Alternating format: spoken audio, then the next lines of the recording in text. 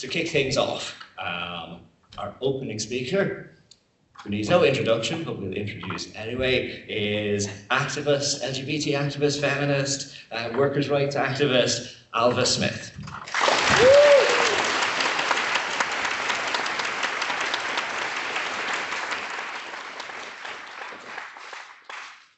Good morning, everybody. I am so pleased to be here with you today, and so I have to just always get my breath back. I'm so delighted to see such an incredible turnout. I mean, Jed was telling me that there's something like 220 people actually registered for Pride at Work today. So happy Pride at Work to everybody. And I know that you come from companies, businesses, big and small, from public service organisations, from trades unions, and of course from LGBTQ and other community organisations and groups. Not to mention workers, because we're workers. I had the privilege of being in paid employment all my working life. And that was not luck or accident, but due to the unfair advantage I enjoyed because of the moment in history, the country, the ethnicity, and very importantly, the socio-economic class that I was born into.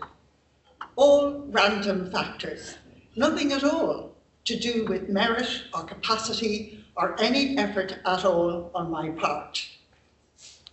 But despite the unfair advantage of my birth, unfair advantage, by the way, is the real meaning of privilege, my gender as a woman and my lesbian sexuality were hugely significant obstacles in my working life. Because of feminism and the women's movement, and because of gay and lesbian liberation, we hadn't even thought of trans and intersex way back then in the 1970s when I started to work. It was my great good fortune to be born into that generation of social movements for change. I came to understand very early on how important it was to identify systemic inequality, how inequality actually worked in the workplace and in our society broadly. Systemic equality in the workplace and the everyday politics which uphold that inequality. And I understood very early how important it was to join with others in the fight against unfair advantage of class, gender, ethnicity, and so on, and to fight for justice, equality, and equity for all in the workplace and everywhere else. I always think it's important to say what you're against, but it's even more important to say what you're for. What is your view, your vision, your sense? What is the shape of the world that you're fighting for? And of course, well, maybe not of course, what I did, I joined a trade union. The FWUI, the Federated Workers' Union of Ireland, as it was, which later became part of SIPTU. And I remained an active member throughout my paid working life. Activism, by the way, is work, but it is typically unpaid. Please note. I held on to my job, sometimes only by my fingernails, and the union, my union, saved my bacon on many occasions, including supporting me in taking an equality case against my employer. Taking that case wasn't only or even primarily about me and my job. It was challenging a system which treated certain groups of workers as of lesser worth and value than others. I never really knew whether it was my gender or my sexuality, or I suspect the powerful combination of both, which meant that I was effectively discriminated against in my employment. I have to tell you that I lost that case, technically, but my employer, a big semi-state, which many of you will be aware of, got a fright and had to pull up its equality socks pronto. which in turn impacted on other similar employers who were challenged that bit more to behave equitably towards the people they employed. I wanted to tell you that little bit about my own working life, because since then, and that was, of course, going back 30, 40, on for 50 years now, we have made very real strides towards workplace equality for women and for lesbians and gays specifically. But, and I'm not telling you anything you don't know, there are still serious inequalities for both of these groups and for many groups of workers who have not benefited much, if at all.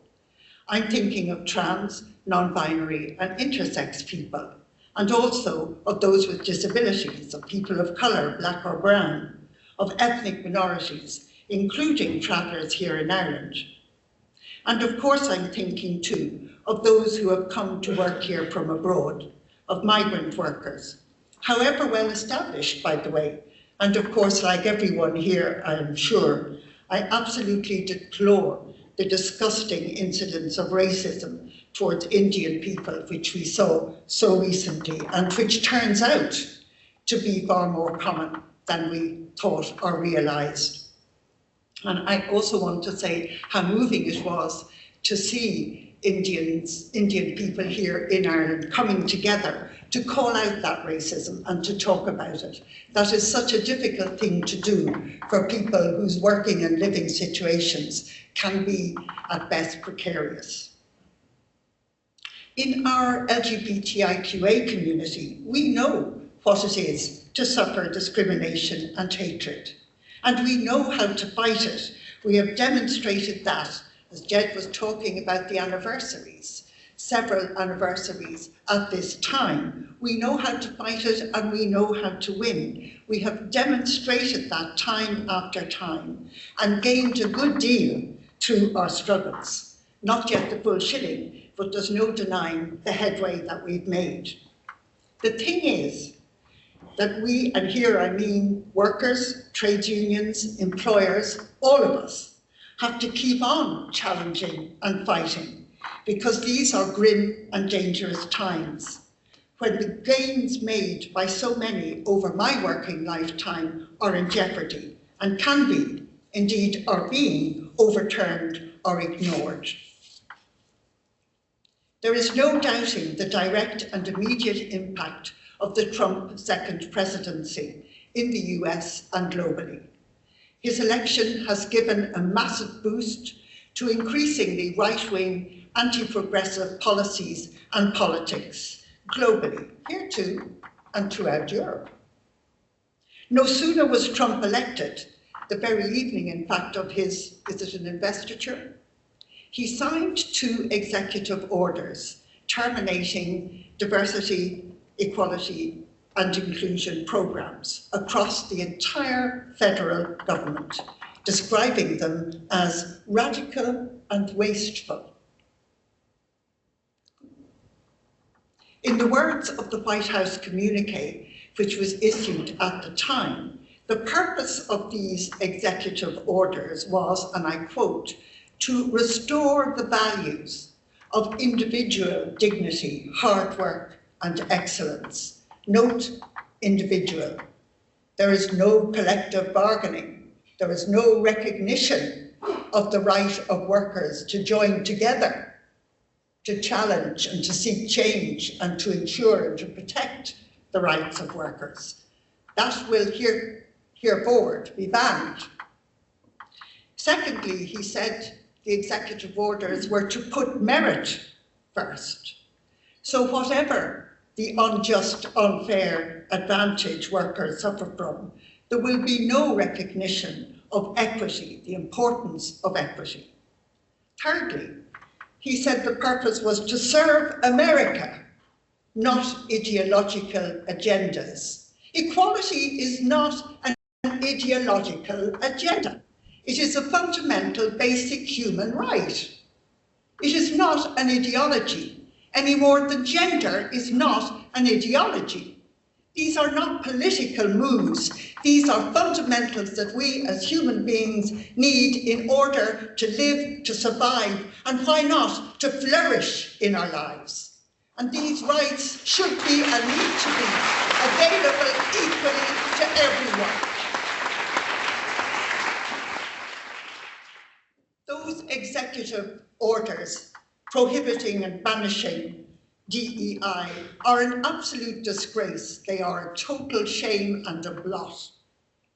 Rolling back DEI negatively impacts the rights of all workers, but most acutely, as we very well know, the rights of those who are most disadvantaged and marginalised, and this includes many members of the LGBTIQA community, are hit first and hit hardest. That is always the way. You pull back on human rights, you pull back on equality, you pull back on funding, you just roll things back. And who suffers first? The rich. Don't make me laugh. They never suffer at all. It is those who have least who always carry the heaviest burden. You know that, I know that. We see it in our everyday lives. But now we are seeing it written into public policy and law in the United States of America. The impact, of course, was felt here in Ireland immediately, affecting the funding of a number of our community organisations, and with several large companies, corporates, pulling out of Pride. About 10%, Jed tells me, of the business sponsorship pulled out, which is actually better than in many countries, because the Pride team had had the foresight of earlier, going back a few years now, of actually spreading that sponsorship across a much wider range of companies, all of whom were able to demonstrate that pride at work is a value, a principle, and a practice that is embedded and operational in their organisations, their businesses, their companies. And that is, of course, what we need. But I would say that we also know that the rolling back of DEI and, of course, the Trump presidency more broadly has affected funding in a number of LGBTIQA organisations as well.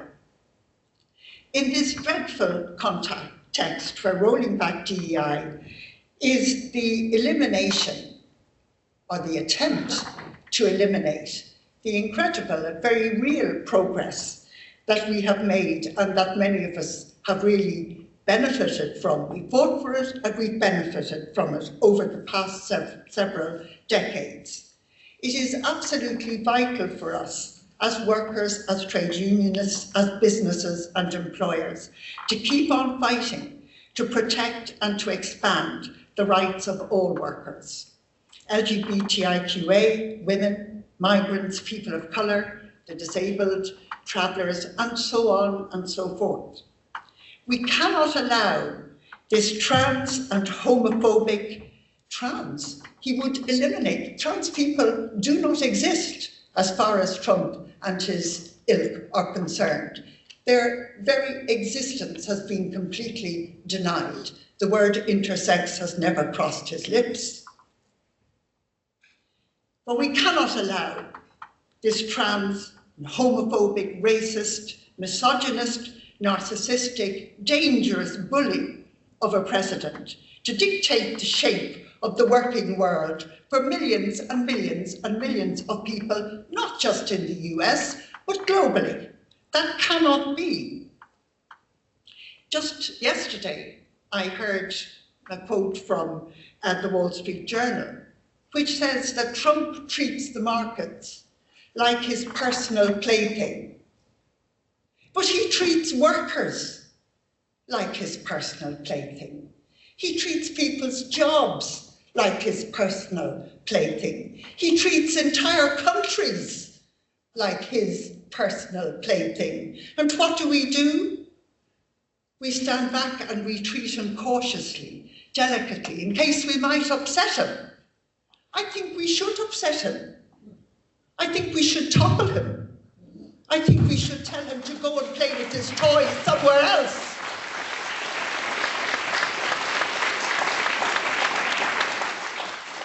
You may say that's not so easy. No, it's not easy.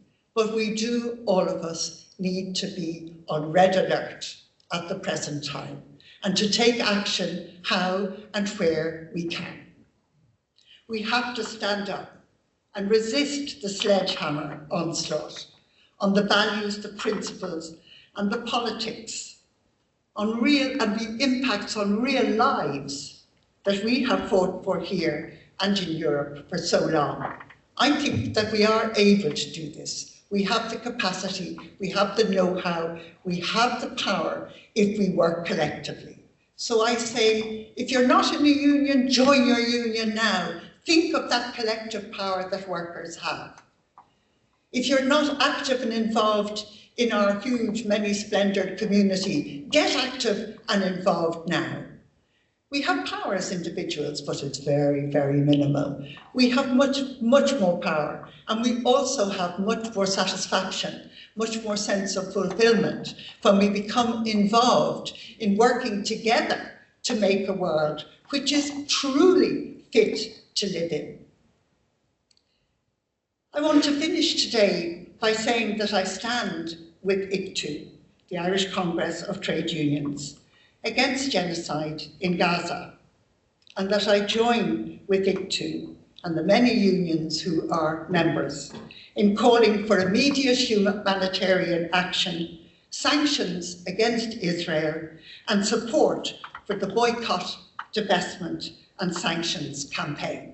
Thank you all very much. Have a wonderful day.